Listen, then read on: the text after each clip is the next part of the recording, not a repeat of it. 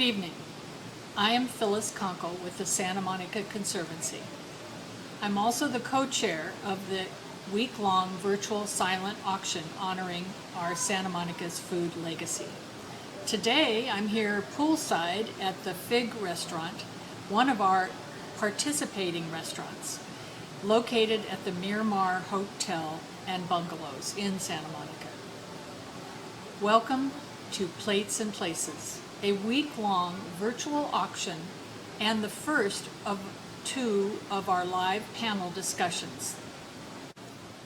Today's panel, we have KCRW's Evan Kleiman with restaurateurs and chefs to discuss the Santa Monica food legacy.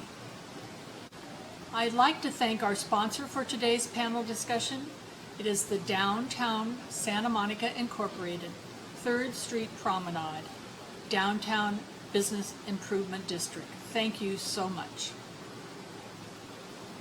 Our second panel, later on in the week, next Sunday, July 25th at 3, is led by Laura Avery, a longtime manager of our farmers market. She will be hosting farmers and chefs, and they will be discussing our world-famous farmers market here in Santa Monica and its 40-year history. We have Peter Shaner, Barbara from Windrose Farms, and Chef Rich Mead, who's now at the farmhouse in Newport, but many of you would remember him from 17th Street Cafe on Montana in Santa Monica. These two panels are bookends to our week-long auction, celebrating and supporting our wonderful restaurants, the food legacy of Santa Monica. The corner bakeries, the corner cafes, the sidewalk cafes, COVID style, that we all love and enjoy every single day. You will learn more about how to access the online auction after our program today. Now I'd like to introduce Evan Kleiman, chef, author, and radio host. Evan has been called the fairy godmother of the LA food scene. As an author, she has authored 8 books on Italian food and 1 video app called Easy as Pie. So now I guess we could call her the Queen of Pie. I'd like to hand over the program now to Evan, who will introduce the panelists, who will share the highlights of many of our Santa Monica legacy restaurants. Now, here is Evan. Hi, thank you so much for that lovely introduction.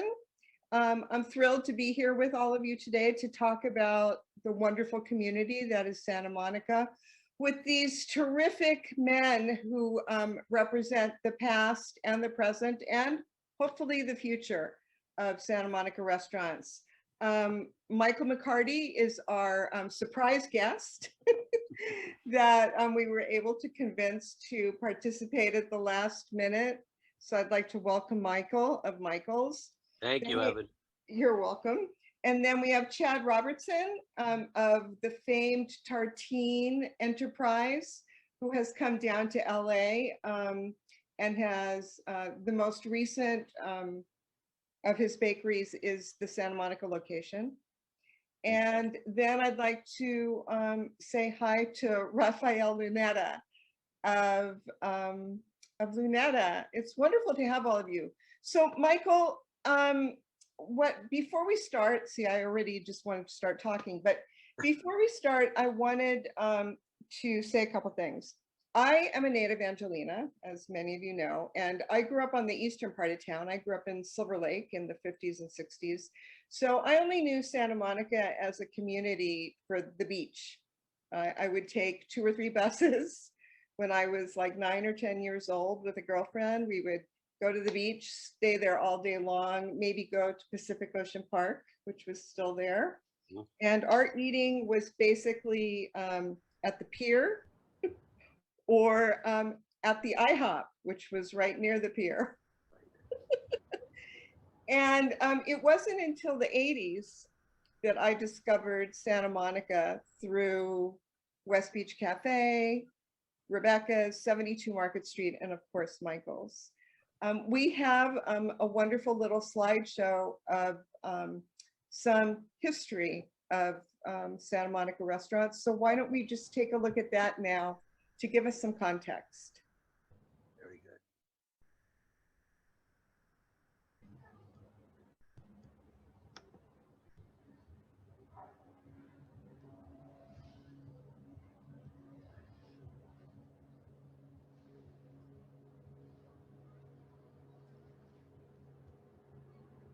Guys, feel free to chime in if you remember any of these. The Bellevue was a restaurant where they served you a salad after your main course. Wow, how sophisticated. Yes.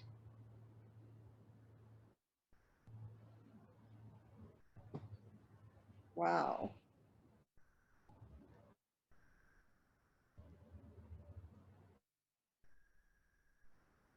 She was a hoot.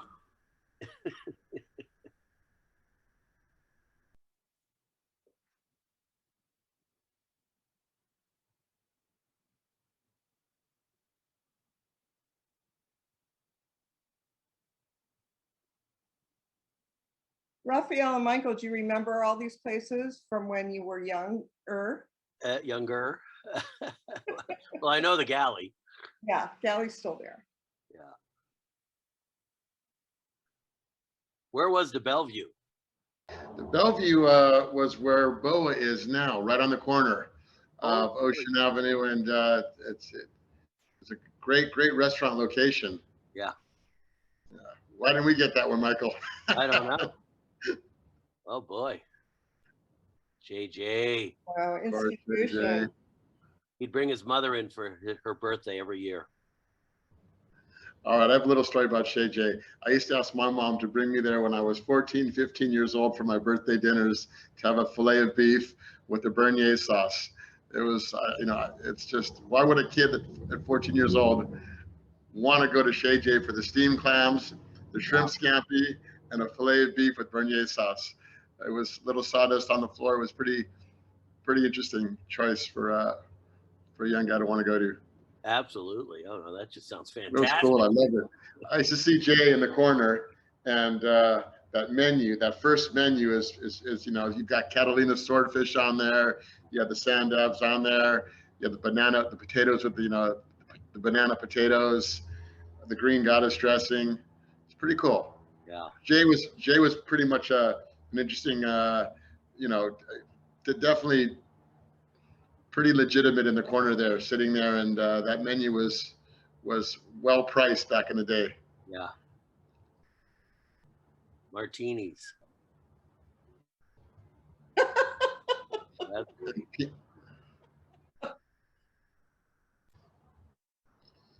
Oh. Whoa! That's a throwback. That's too much. Is that Jonathan Waxman? You got Waxman on the Look at that. right. You've got Rebecca Nacarado, who was married to Right. Gordon at the time. Yep. Then you have Jimmy Brinkley in the back. He was our first pastry chef. And then you have, you see Philip and Marguerite, Evan, Yes. Oh my gosh. in the middle there. And the little girl right there with the t-shirt on. The next door neighbors were the the dry cleaners. And the mother beat on me all the time because we had our uniforms cleaned there. She gave me a deal. And she said, but all right, now I have another favor. You need to teach my 3 daughters to be pastry chefs. And we did, one by one. They came over. Oh my God. Amazing. Look Yeah. a good trade. G-Rab. There you go. That was a lot of good memory, a lot of great memories in that space. When did you open? What year was it? April 11th, 1996. 1996. April 11th, You 1996. and your pal. My pal and I, Josiah, to open it. He had lunch at Lunetta today. We were talking about, we spent the morning together this morning. But April 11th, 1996. And Michael, Lisa Gardner, who was our pastry chef at Giraffe, who's still our pastry chef at Lunetta, was one of your pastry chefs at Michael's early on. Oh my And God. one of our servers, Jeffrey, who's currently at Lunetta, was one of your first servers with Gordon. With Gordon. Oh my God. Yeah. Wow. I know. So that's really interesting how it just, you know, Lisa, Jeffrey, it's pretty special to still have all these people that we all are still, you know, we'll see them at the market. Yep. We'll see them when we go out. It's pretty special. Yeah, it very much so is. Really. There we go. My favorite. Yeah. I mean, you know. We need Bella standing on the corner. We need Bella. Where's Bella? She was at Mark's memorial. Oh, there's the famous Tartine. Such a great building. Yeah, it is. Opened the March of 2020, so literally the week that we got sort of shut down. We walked right into the buzzsaw. Exactly. Wow. Couldn't have been a better neighborhood to open up in. Yeah. Honestly. Yeah. Well, you have all the hospitals. It's a good spot. Yeah, definitely. You guys must have done a ton of work there. Yes. Ton of work. I understand it was a funeral home? Yes. And I really had to place a lot of trust in my partners when they showed me that space a couple of years ago. But they're LA people and they know what they're talking about. And Yeah. I think, yeah, it's a historic building. So there are a lot of things that we had to preserve. And I'm honored to be there. And I'm really proud of how it turned out. Yeah. And we have people that we have customers that have been there when it was a chapel and a funeral home. And we have customers that have brunch there now and say, you know, it's really nice to have a new life, and so to speak, in this corner. Yeah. Also with the building, I mean, let's not forget what this panel is all about. It's such an important thing in LA, especially now when, I mean, every time I travel, every time I leave and I come back to my neighborhood in mid-city, something has changed fundamentally in the physical landscape. And it's nice to still have touchstones of history in the built environment. Yep. It's really, really important. I'm wondering if the three of you could each just speak a bit to, maybe start with Raphael and Michael. Speak about the neighborhood itself and your relationship to it at the age you were when you first opened. Michael, you were like an infant. Well, I found that property in 1978. It was a pretty bleak area in those days, like tumbleweeds. The 3rd Street Promenade was virtually empty. We had where the Sur La Table used to be, was a used mattress store, which tells you the sign of the times. And across the street was Europa, which was a linen shop. And then we had J.C. Penney's. And my restaurant started out as the Brigadoon, one of the 3 pubs with the Mucky Duck and the Ye Old King's Head, albeit in a different location. And across the street from us was another fun fact called the Dog House, which was a German Frankfurter spot where the big black building is now. But it was a very, I mean, I searched far and wide to find a place to put a garden in. And that led me down the path I said, it's got to be west of the 405. And I went to various places all along, and then I found this, and it just had a little glow to it coming out of it, the Brigadoon. And it turned out when I walked around the back, there was this huge overgrown jungle. And I said, this is it. So our neighborhood was very interesting. It was extremely quiet. It was pretty much retirement community for a lot of Brits. And a lot of fun. Another fact about Santa Monica, a lot of people don't know that, but it's 80% tenants, apartments. And so you had a lot of retirees there. It confirmed it, because I decided I was going to live in Malibu. And when I lived in Malibu, I didn't want to drive in to, you know, the restaurant row on La Cienega. So this was perfect. And what about you, Raphael? I had I'll try to make it a little short. I'll try to make it short. We grew up in Santa Monica, both Josiah and myself, and it's an interesting story. I've shared it a few times, but my father was in the restaurant industry, or his parents were in Boston, and Josiah and I met in the 4th, 5th grade, right out here on the beach in Santa Monica. His mother was a hoolie, could cook food like nobody's business. I mean, she really cooked the kind of food that we love to eat right now, that never goes out of style. It never goes out of, it's just California cuisine with so much balance, with both freshness from always using what was seasonal before we even used that term, with vinegars, with sweetness, natural sweetness. And we would either go back to Josiah's house, or we would go back to my dad's house, where my dad would cook wonderful food. And we met, and we had this crazy vision of one day opening a restaurant together. Cutting the story a little quicker, we worked in different restaurants after returning from France, after high school, graduating, going to elementary school here right up the street on 4th and Hill, junior high school on Ocean Park in 16th, and then graduating from Samuel High. It was always a dream to open something in this community. Worked for a few other people, opened the Broadway Deli with Bruce and Marvin and Michelle Richard. And we were making an omelet. I was making an omelet one day and I put it up, and Michelle said, "That omelet's terrible, get rid of it." And then I made another omelet the way he wanted it. And then Bruce walked by and said, "That omelet is wrong, get rid of it." And I realized working for other people was going to be challenging. And then I walked up and down.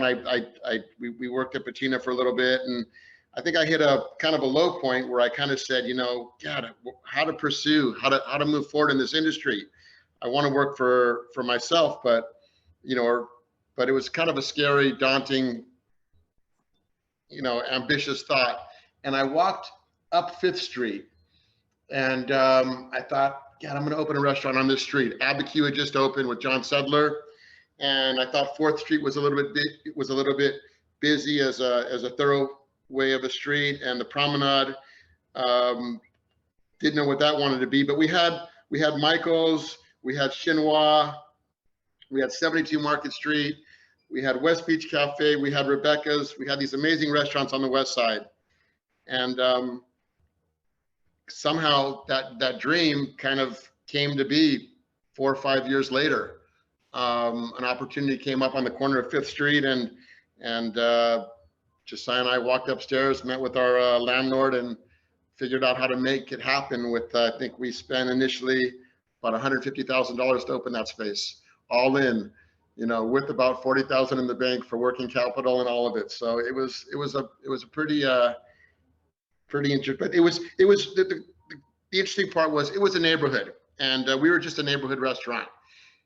I remember Henschie's across the street when back in the day, but it was very much a neighborhood restaurant, like the restaurants that I loved and admired up in the Bay Area, or that we saw small restaurants in Paris or whatever. And that's what we wanted to be. Obviously, it changed, but feel very blessed and fortunate to be able to open a restaurant in a neighborhood where I grew up, where we knew so many people, and we had the examples and the mentors like Michael and like Wolfgang and like Tony Bill and, Bruce, all of these people that knew the industry so well and really created what became such relevant cuisine now. It will never go out of style. You just said neighborhood. It was a neighborhood restaurant. And I've been thinking about the three of you and how the three of you have both had the experience of having neighborhood restaurants definitely. I mean, the bakeries are all like neighborhood restaurants, I would imagine, but also destination places. There was a period where I'm sure where people drove across the city to go to Giraffe. Um, and now with Lunetta, it feels very comfy there. I mean, I have to tell you that in the before times when we were working in the new building at the new KCRW building in Santa Monica, that was like my hideout.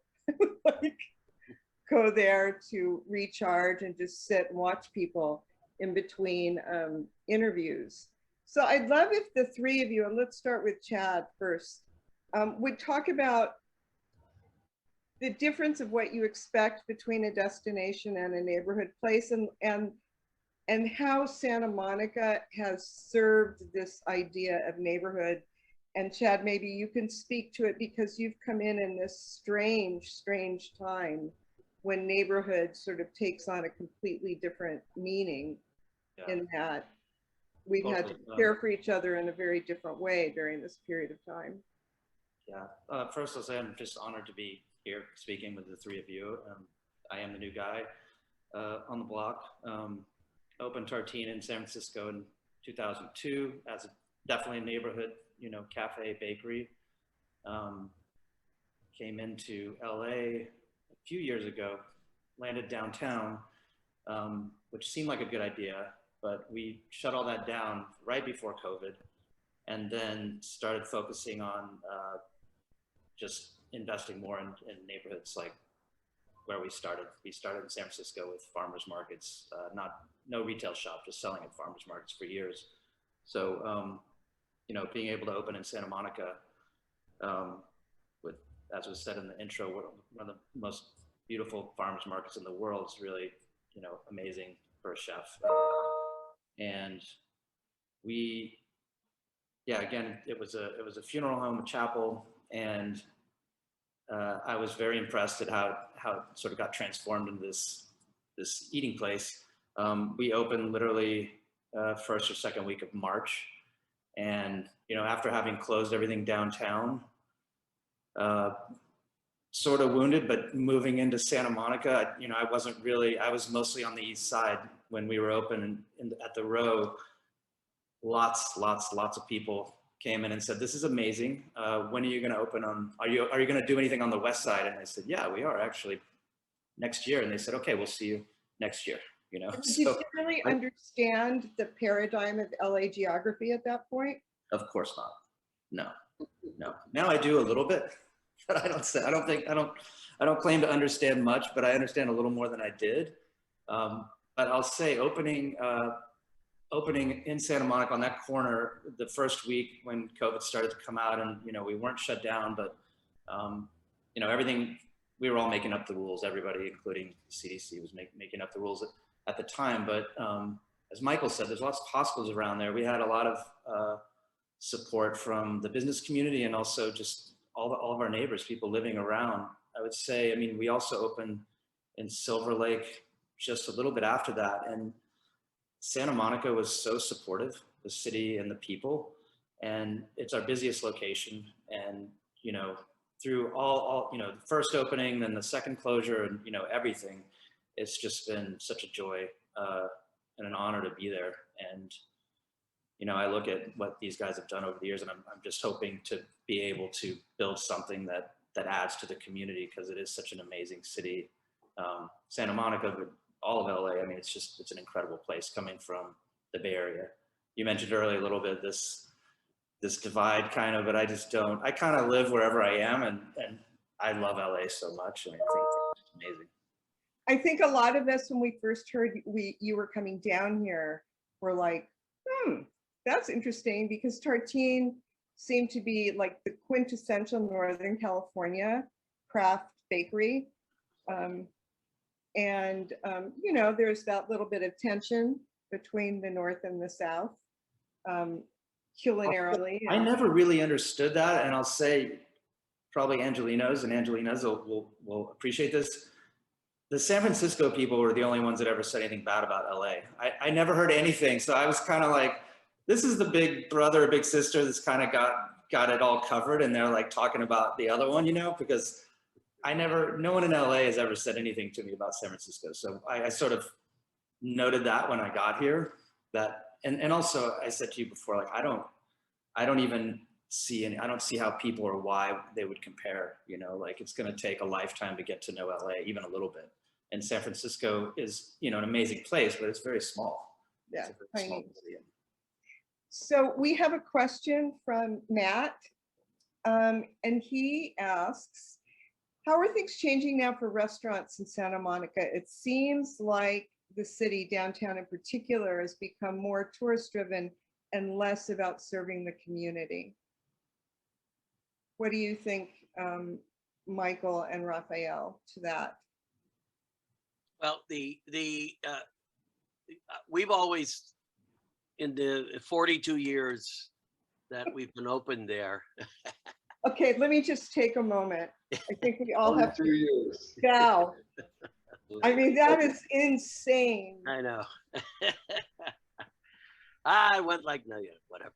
At any rate, the pier, the restaurants all located down by the pier were always where the tourists were, because nobody quite made it up to the northern part of the promenade, because we're the last building before it's all residential. So we never really experienced ever in the 42 years any kind of the normal street tourism. That said, we got people sent from the half a dozen hotels in the area. But our area, especially even with COVID, which, there's a silver lining in many things, as I say, leverage the disaster. We were able to remove the front of our restaurant and open up what was formerly 2 gardens and a bar, and add the sidewalk dining and the parklet dining. And we now have this very much like the Boulevard Saint-Germain, Café Fleur de Magot kind of you walk by, and before it looked like a little speakeasy. And now it's like last night, there were 100 people out there all night long from 5 o'clock until 11. And That's so incredible. it's a bustling activity. And that's before you even walk in and go to the back garden and the terrace. And those were all people from the neighborhood. Our 2 blocks from us, I can't tell you how, every other client that walks in says, oh, I live on Washington and 3rd, or I live on I live on California and 2nd. So anybody who walks, and that's become a huge part of our clientele.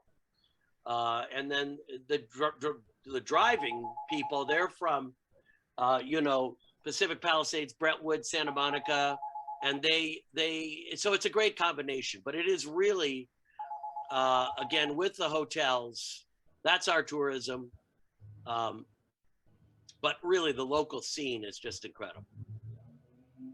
That coming out of what we've come out of, that's just really wonderful to hear. And I mean, the thing I know that I missed the most as I drove around when things were pretty shut down was just all these third places that aren't your home, that aren't work, but that where there's a churn of people. And now I think people are calling it the human bath. Yeah. You go take a human bath and just go. Yeah. Go sit where there's people. Yeah. Yeah. Raphael? Yeah, as Michael said, the tourism is been a good part. We opened as a neighborhood restaurant. We're at Giraffe, and we're as a small little restaurant at Giraffe, and we didn't have the name to maybe capture a larger audience at that time, but we did get people that we met through that restaurant. We met so many wonderful people that have continued to support Giraffe for 20 years and continue to support Lunetta. There's a community here in Santa Monica.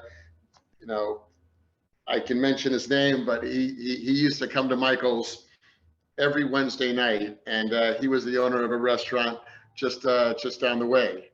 Tony Bill, Michael, and he comes to the restaurant, and and it's Tony Bill, it's Michael Donaldson. I'm putting names out there. He was in last night, and he and Tim speak of your restaurant, and they patronize our restaurant. Yeah. And we all coexist together. And it's that community and that, that piece of it that continues to, when we go to dinners at either of our restaurants, we're gonna frequently see a lot of our guests at other restaurants, and it's a very gratifying emotion and feeling that we get when we see that. So there's an amazing community here. The tourism, as Michael said, comes from the hotels. Being on 20th and Pico or 24th and Pico, we're not that draw maybe to the tourism as we used to be, but we weren't when we opened Giraffe either. Maybe with time we'll see a bit more of that. But I think what you've done, Michael, and what you just shared with the front of the restaurant, a few of our crew came in for dinner last week, and they thought it was amazing. So it's after 42 years, you keep staying inspired and motivated to always continue to push. And I think that's what we all must do.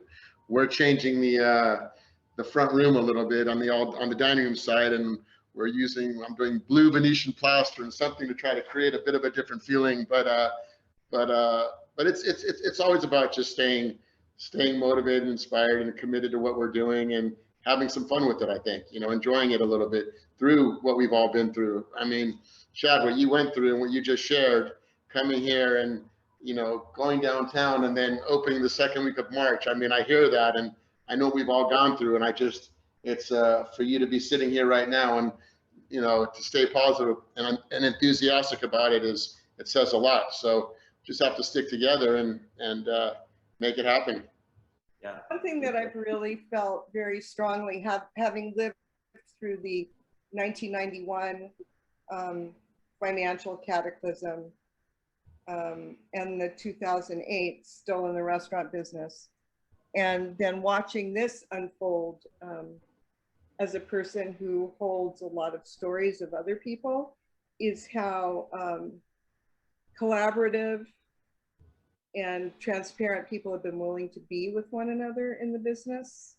I've seen a kind of an internet interaction that I never expected. I've had the great luck of being on email chains amongst restaurateurs, and I've just been flabbergasted by the generosity. So like Michael said, silver linings. I know that there is this panel that Laura is going to lead next week, which I'm sure is going to be incredible, on the farmers markets. But we can't talk about Santa Monica and having a restaurant in Santa Monica without at least giving the market its due. It's so fundamental to the identity of the city. Would each of you like to talk a bit about your relationship to the market and the rhythms of it and how it informs what you do? Absolutely. Michael, you want to start? Before I opened the restaurant, a couple of years before, Jean Bertrand, who was the chef owner of L'Ermitage, and I put together a duck farm, because we surveyed all over and we figured that most of the meat was fantastic. We had great squab, great quail, great fish, albeit to get away from people delivering frozen fish, because that's all they delivered in those days, was a big deal. But the farmers were the big black hole, because people talk about farm to table, but in our day there were no farms. And so part of Dennis Weiss at Northern Produce and Jean, myself, and a few others down here was to encourage farmers to develop such a thing as a farmer's market. Because if you remember something, a lot of the produce that we were buying would be bought from a jobber. So in other words, the producer who grew the farmer who grew it would sell it to one person, who would then gather it and sell it to another person. Then they would gather it and sell it to another person. The beauty of the farmer's market is, instead of the farmers getting 25 cents on the dollar, they were getting $1 on the dollar. And that's one of the greatest things, because developing a clientele was extremely important, because you convince all of these farmers to grow all of this stuff, and then you've got to have somewhere to sell it. And so that's why the farmers market are so fantastic. And the clientele has been, I mean, the public, not just the restaurateurs, but the support is just phenomenal. I don't know how many farmers market we have in LA County alone. Over, I think it's hovering around between 50 and 60 a week. Yeah, it's got to be astounding. I mean, out here in Malibu, I have Larry Thorne from Thorne Family Farms, is a fantastic local farmer here. In fact, he's probably the only one right here. But he's done a remarkable job. And, you know, that market in Santa Monica is through the roof. It's fantastic. As you, throughout the years, as you brought on different chefs, Yeah. Before they came to you, had they been used to working off the market, or were you introducing some of them to the market for the first time? Well, yeah, it depends on the decade. You know, it wasn't there in the 70s. We helped put it together in the 80s. And yes, so each chef that would come, I would do my road show. I'd walk around to introduce them all to the farmers that we bought from. We bought this from this one and this one from that one. And then depending on the chef, there was, much bigger interest, but in the experimenting and talking with the farmers, like Alec and Weiser and Barbara and I just heard a horrible thing that I think it's Bella Flora, that's the last time they're doing the market because they have no water.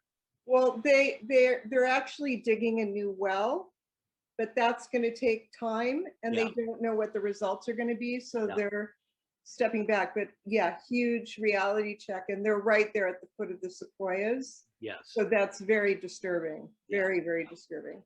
But the market itself is really, Laura did a fantastic job of shepherding everybody and getting them organized and the communication. And I mean, I think all the chefs love it. And I knew it was gone a little too far when I saw some of the big produce companies with their giant trucks going through there and hoovering up all the product to take and ship it to wherever it was going to go. But good for them, because the farmers are the ones that need the support, and however you can get the money to the farmers, that's the best thing on the market right there. Raphael, when did you start working from the market? From the very beginning? Yeah, we were at Capri on Abbot Kinney prior to 90, 92, 93. And that's probably the beginning, 92, 93. And then when we shifted to Giraffe in 96, it was a pretty pretty way to find,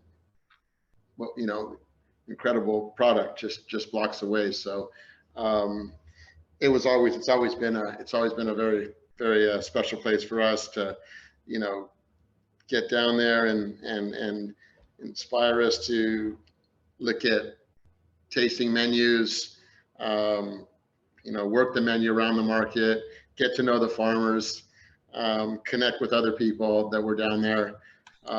It's been great for us. Yeah, it's been great for everybody.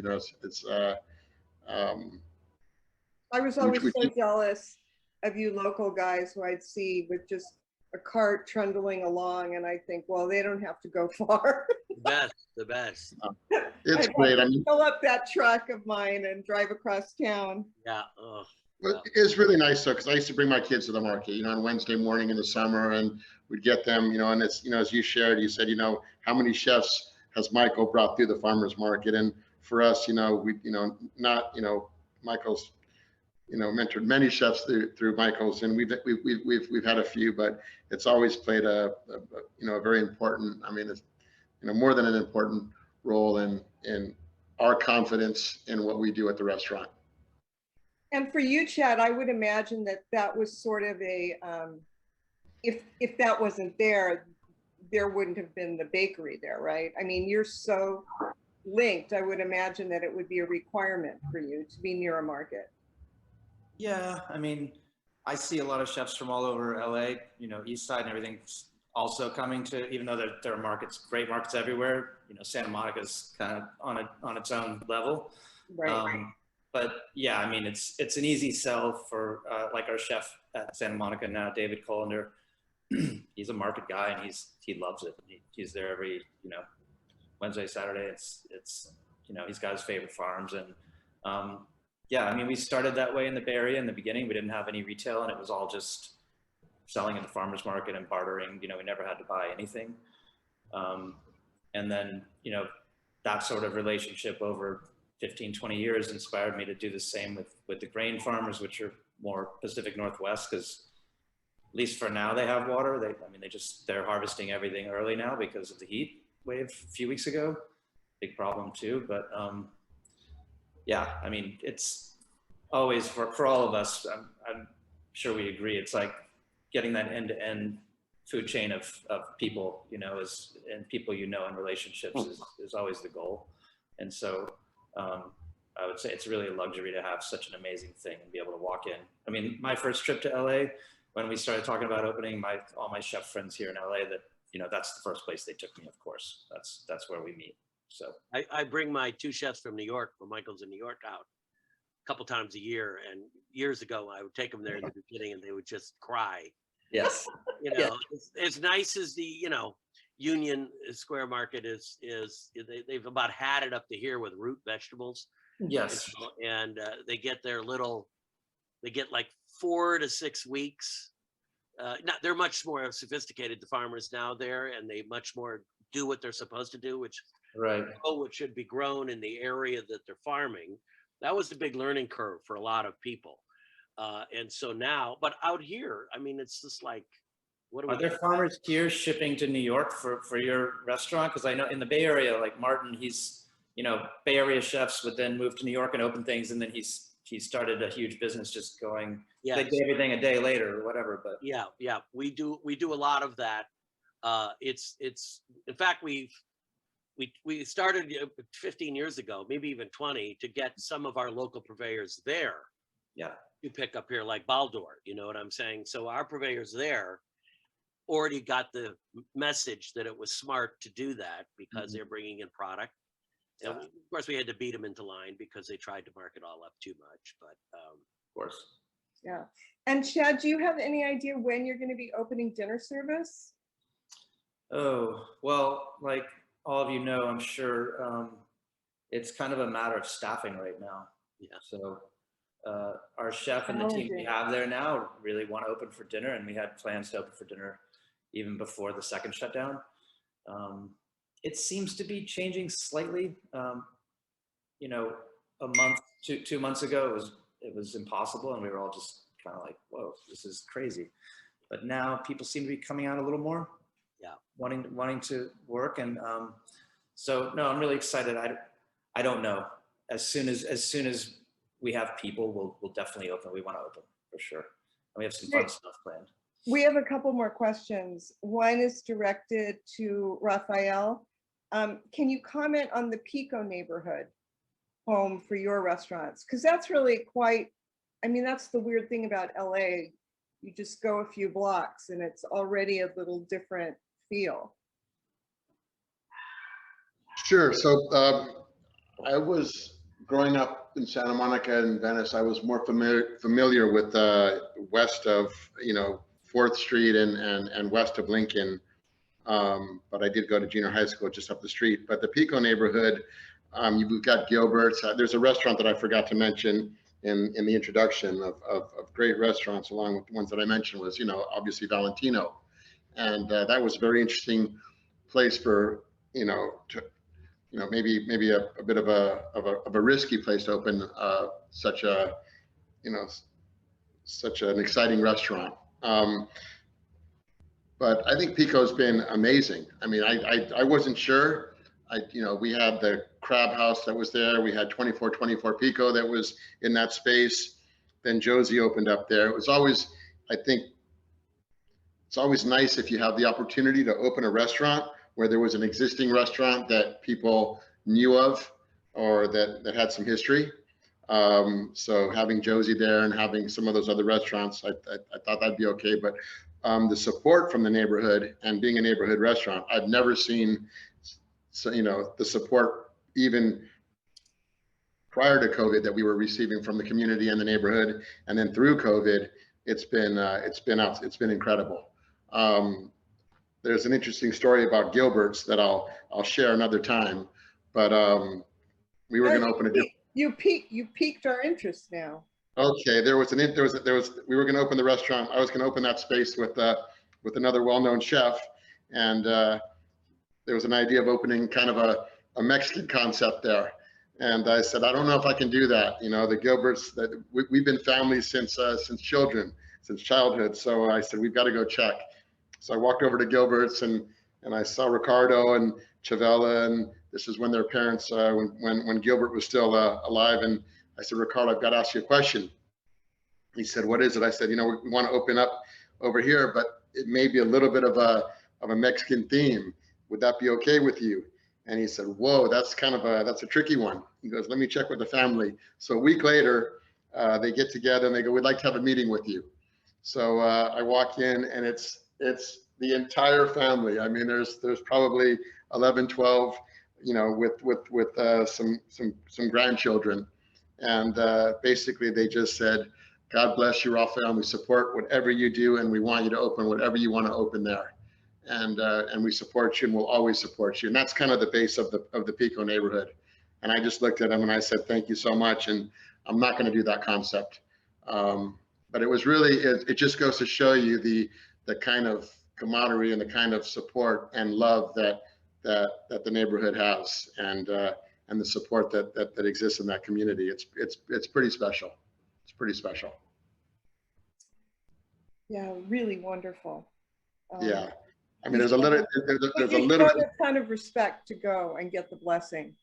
I wanted to get that blessing. I would always ask, and I went over there, and when they just offered the support in that mannerism that they did, with Gilbert, who's an attorney, and the entire family, and they just said, Ralph, you just do whatever you want to do, and we are there for you.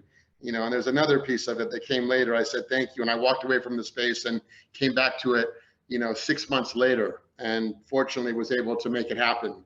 And then the support even became greater from that family as we did that. So there is, the level of support in the Pico neighborhood and all the small businesses in that neighborhood are incredible. It really, it feels good to be there. As Chad said, we're honored to be here. We're honored to be in this neighborhood. We're honored to be here with each other, but really not hard to go to work and to go try to do our best job possible there. What advice do the three of you have for new restaurant owners in Santa Monica? You can pretend that you're advising Chad. Please do. Yeah, I'll tell you what, I'll take any advice right now.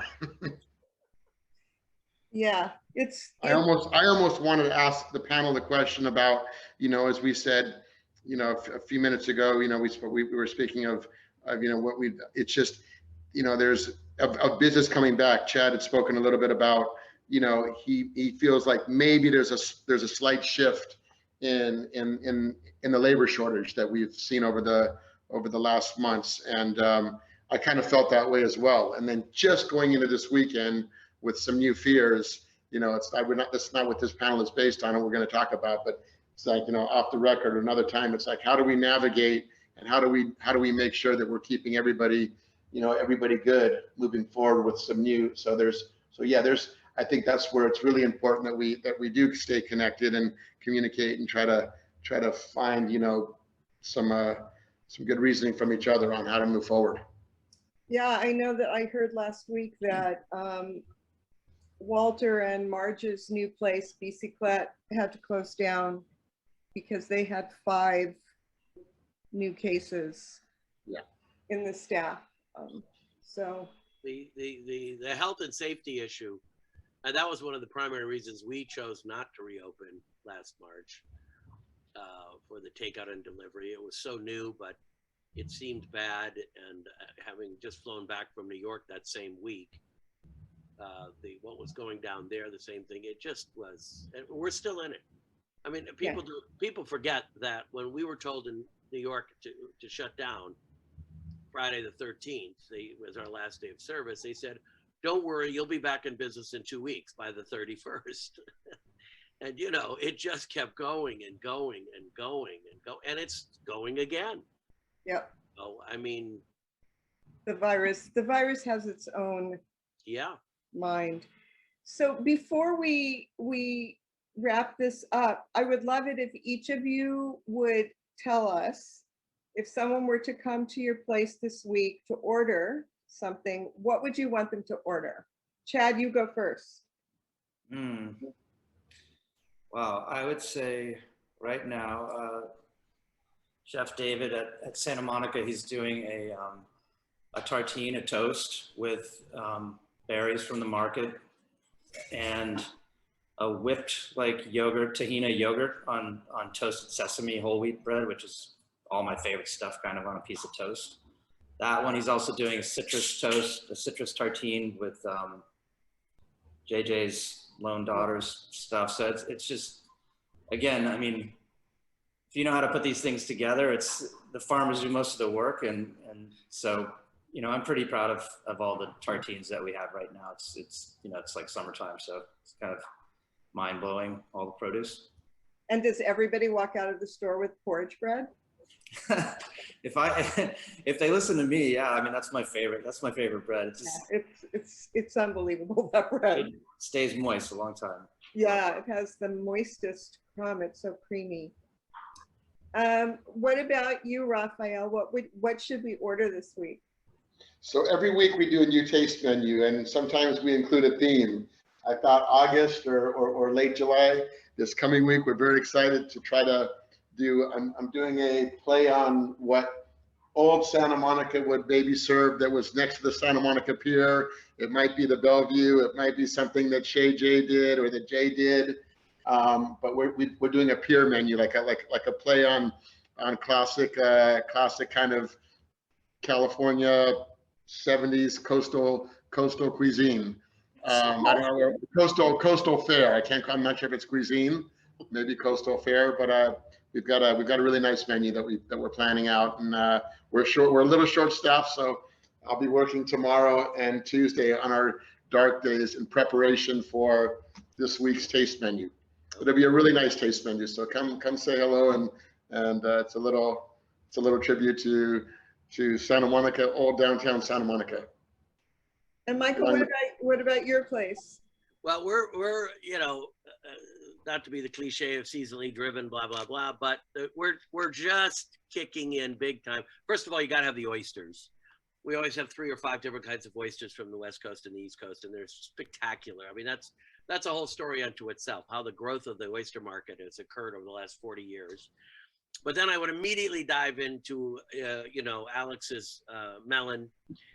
He has a fantastic sugar queen with serrano ham and mint and just olive oil, very clean. Maybe a little goat cheese. If it's back in the day, we would throw the Laura Chanel on there. Remember her? Yes, I do. And then Munak tomatoes with burrata cheese and a beautiful broadleaf that I get broadleaf arugula from Larry Thorne is phenomenal. And with a balsamic vinaigrette. And then we just started to get, although there's a horrible story in the LA Times today about the sockeye salmon. Oh my God. I know, it's like, it's too much. Yeah, let's not talk about it, but everybody should read it. But the sockeye that we're getting is spectacular, you know, and it's a rare salmon, rarer by the minute. Yeah. And I do that with a white corn, Valdivia white corn, succotash with favas and peas, and then chanterelles from Foods in Season, and that's a great little combo. That's one of my dishes that I've always done, and it works. Just if you had those 4 things, you'd be in shape. Wonderful. And so we had a question from Kathleen. What's the bread? So let me just say that we have a lot of incredible bread now in Los Angeles. And if you had told me a decade ago that the most carbohydrate averse clientele in the country would have embraced so much incredible bread. I would never have believed you. But Tartine stands on its own. Chad is really the king. That's very generous. I would say I'm honored to join. I mean, the LA bread community is really spectacular, and people have been very welcoming, and it's humbling, and it just makes me want to, do better work, do my best work, and just keep, as Raphael said, just taking care of everyone. I'm getting people from other bakers, and they work for me for a while, and that's already happening in LA, and it's great. I mean, I think we all just push each other to make better food and support, especially now. So, because we talked about the porridge bread, describe what it is and what makes it so different, because Kathleen wants to know. Yeah, the porridge bread is basically, it's like all of our bread. It's a long fermented sourdough. It's a very wet dough, but the main difference is just cooking either a rolled grain, like rolled oats, or flour, or a whole grain, cooking it in advance. So gelling the starch, letting it cool down, and then adding that in your dough. So you're basically adding more whole grain and lots more water that's bound up in the gelled starch. So then when you bake it, you have a crazy moist bread that's keeps for a longer time. It's a German technique, and also there's in different countries in Asia, this is a technique of scalding flour and adding it before people use modern sort of chemical preservatives to maintain the moisture. You can, if pizza's 60% hydration, baguettes are 65%, our regular bread is 85%, porridge ends up being like 120%. So it just makes a really moist bread, and you get more whole grain and you get that flavor. And there's a million ways to do it. So I had breakfast today with the woman who was the chef at Angeli for 25 years, who is 4'11" and weighs less than 90 pounds. And she told me that she eats 2 loaves of porridge bread a week, slathered in butter. So I just wanted to let you know that you're doing a mitzvah. Good. One of my favorite people. I love to hear that. Thank you. Well, I want to thank the 3 of you so much for taking time in your Sunday evening to be with all of us, and for the generosity of the Conservancy to let us come together and have this conversation. Thank you so much. Thank you, Evan. Thank you, Chad. Thank you. Thank you, guys. Really an honor. We'll see you soon. All right, buddy. Keep Bye. doing We'll see you at the market. I'll see you for dinner soon. Bye. All right. Bye-bye. Thank you, Evan, and our panelists for today. We hope you, the audience, enjoyed your day with us and learned a few things about the Santa Monica history of the food legacy. Today, we're also kicking off our virtual online silent auction, week-long event. Check the chat function on your screen, either on the edge or the bottom, and you'll see the link to the Better World platform. There you can view the platform online, or go to our website if you prefer, www.smconservancy.org. That website is also on the screen. Bid today, go online, enjoy shopping. We have a huge collection of restaurants, including Fig, Michael's, Misfit, Socolo, Time, Lunetta, Chez J, The Lobster, and many, many more. We also have a couple cooking classes. One is a private chef who comes to your home, cooks the food, and you and your guests can enjoy it as dinner. We also have Santa Monica Seafood doing a seafood cooking class paired with the Gourmandise Cooking School online, a Zoom class. The food will be delivered directly to your home so you can enjoy learning how to cook it and eating it afterwards. We also have wine and food pairings, one at Wally's and one at the Blue Plate Oysterette. Look online for many, many more fun experiences. Sign up also today for next week's panel discussion with Laura Avery discussing the farmers market. You can do that online too. I'd like to thank our sponsor for today, the Santa Monica Downtown Business Incorporated, 3rd Street Promenade, our Santa Monica Business Improvement District. I also would like to thank our production team, including Adina Bernheimer, Robin Tung, and Steve Loper. Thank you guys for helping out for today. Also thanks to you, our members and our viewers, for supporting the Santa Monica Conservancy and helping us in our mission to preserve both architectural and cultural heritage here in Santa Monica. Now, raise a glass with me, go online, look at the auction, bid away, see you online.